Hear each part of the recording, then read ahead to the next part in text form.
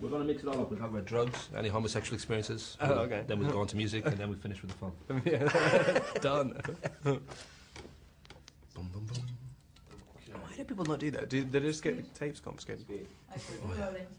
I was thinking when it came to playing a very old, blood-gargling, nocturnal oddball who falls for a very sweet and innocent teenage girl. Did you talk to Marlon Manson how this feels? Because that would be a kind of an overlap there of sorts with Evan Rachel Wood. Yeah, no, I guess, yeah. I guess he's not old enough though. He's close. But that notion of, I know when you first read this part, you just didn't see how you could play it because the guy just seemed too perfect and too one-dimensional, and it was really the audition with Kristen that made you realise, well, there is something more here we can actually get our teeth into, for want of a better phrase. And then I went back after the audition and looked at the material, and I saw a lot more in it. Mainly, I was just scared of the physical aspect of it because he had a six-pack and I didn't, and that was literally that was it. That was why I thought I couldn't do it. But you threw yourself into it. I know you were doing the gym 8 hours a day sometimes, and almost to the point I think Catherine said, you got to slow down. You're going too far almost, and but you seem to have thrown yourself completely into it, realizing maybe that this was one of those roles that could be a breakthrough. Yeah, I just thought I didn't realize it was going to be like this big, but I thought what I was really thinking was, I guess for my own pride, I didn't want to be involved in a kind of teen thing. So I guess the only way of dealing with that is to kind of really commit to whatever your idea is. And so yeah, I was just thinking, how can I not look like an idiot? And so I tried to do everything I could. Well, to everybody will be aware at this stage, it's been a huge phenomenon in the States. 35.7 million on its opening day, over 69 million over the weekend that it opened. Thousands of screaming girls all over you. So I don't know whether, even though you've had some kind of fame with playing Cedric Diggory in the Harry Potter movies, I don't know how real fame has been treating you, whether it's been all good or whether it's a little bit too surreal. It's weird. I don't go out of my house much, so I don't really notice too many things. It's weird, like paparazzi stuff is weird. I mean, it's a really strange thing to get your head around. But I mean, it's so new still that I can't really exactly be jaded by it. But it does I'm kind of prone to paranoia anyway, and so like, when it is actually real, like it's kind of like that kind of drives you a little bit nuts. And you got like motorbikes following you. It's like, okay. Don't get out and kill someone. Well, we should mention Stephanie Meyer's the author of these Twilight books, and there's been 4, and they've been, as I say, huge in America, and they're probably going to be huge now around the rest of the world because of this film. But she's a Mormon, and therefore, I mean, the idea of abstinence is quite a strong, belief for her, and it's kind of handy then that her characters have this problem that they really just can't jump on each other's bones because they might just, rip each other apart. So I don't know, for you, being the method actor that you are, you obviously believe in abstinence then as well because it's part of your character. Absolutely, yeah. You're saving yourself for that right woman. I'm a Catholic as well. I mean, I completely believe in double that. Reason. I did think that you're at this point in your career where if everything goes well and you pick the right movies, and you've been doing very well, you won at Strasbourg and you've done some other interesting films that are coming our way, that everything goes well, you could be Leonardo DiCaprio or you could be Johnny Depp, or if you mess up, you could be Orlando Bloom. So I don't know whether you're feeling incredibly excited or there's a part of you that's slightly terrified because this is a moment that you could change your life forever if you play it right.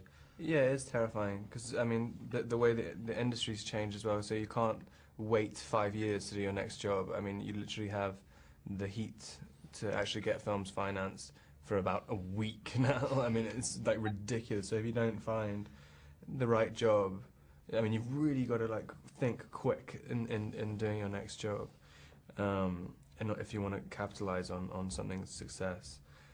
It's it's weird. It feels like it should open up options, but really, it kind of narrows them down because you have way more to lose. I mean, when you have nothing to lose, it's great. Like when you just do anything you get, and then you can take risks. It doesn't matter. Yeah, it's very, very stressful trying to find the right thing to do if you want to, have a longish career. But you are happy, right? Because it's a good time in your life. I presume, I'm sure you're tired and you're getting dragged around the world to do all these interviews, but I'm guessing you're a happy man right now. Well, yeah, I was very happy how well it did, yeah. I mean, it's just nice, when there's so many in work-related stuff. I mean, it's nice to be on a I guess, relatively level playing field with other people because, a lot of the time you can do an audition and, you can do it well and people just say, you know, you're not famous enough, you're not commercially viable enough to do the movie. So when you have a movie that's made 130 million or whatever, it's like,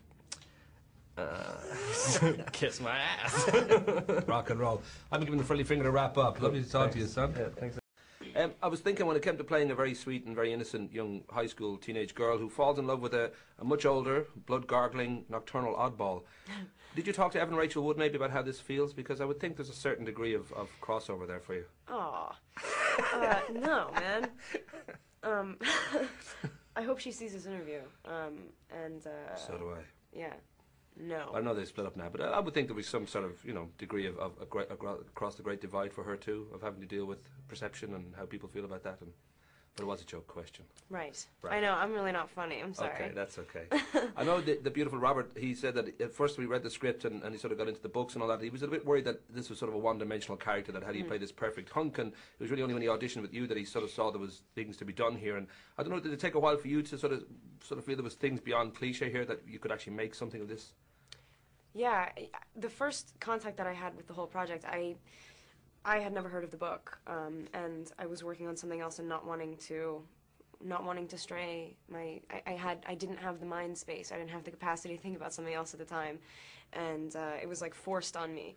And so I was like, no, seriously, I don't have time. And so they gave me a synopsis of the thing, and it was terrible. It was like, in a sentence, it does sound very trite and shallow. You know, 17-year-old girl like falls head over heels, like wants to die for this perfect being. It's like very ideological and far-fetched, and I was just like, nope.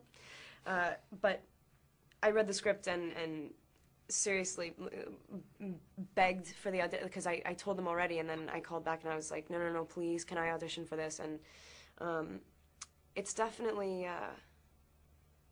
I mean, at least for Rob, he plays a character who's supposed to be perfect, but he's very flawed. I mean, he's 108 years old. He's lived forever alone and sort of hating himself, and you know, it's like having a disease. It's like it's not something. It's not good. On the surface, it's something very different, but when you get down to it, it's like quite a hard, strained love story. So. Well, I was going to say too that looking at your career, this strikes me almost for both you and Robert like your Titanic moment. That you're kind of building up a steady career, and you know, first noticed in Panic Room, you were wonderful, Into the Wild, and there was a sense of step by step you're going to, you know, kind of make an impression. Suddenly, you're in a movie that does 35.7 million on its opening day and 69 plus on its weekend. And is that something that I don't know if you're entirely comfortable with that, because it does bring those wonderful questions like what's it like to date the hottest vampire in the world? All this sort of stuff comes at you. Has it been quite an eye-opener? I don't know whether it's been all fun or whether it's been a bit dizzying, really. Yeah, it's been a little dizzying. It's a good way to put it. I'm also, like, entirely disconnected from it. I've already done... What really drives me crazy is when I'm working. It's like, I'm a nutcase when I'm working on something. Like, I can't think about anything else. I have, like, total tunnel vision, and thankfully I wasn't aware of it while that process was happening. It all happened afterwards, so it was like, well, thankfully that job is done, because I would have gone mad. So, yeah, I'm not very good at this. I can't, usually, it's easier, actually, when you leave the United States, because people ask you questions and then they want to hear your answers. But in the States, it's sort of like, so what is it like kissing a vampire? It's like, well, come on, man, I don't know. Never done it.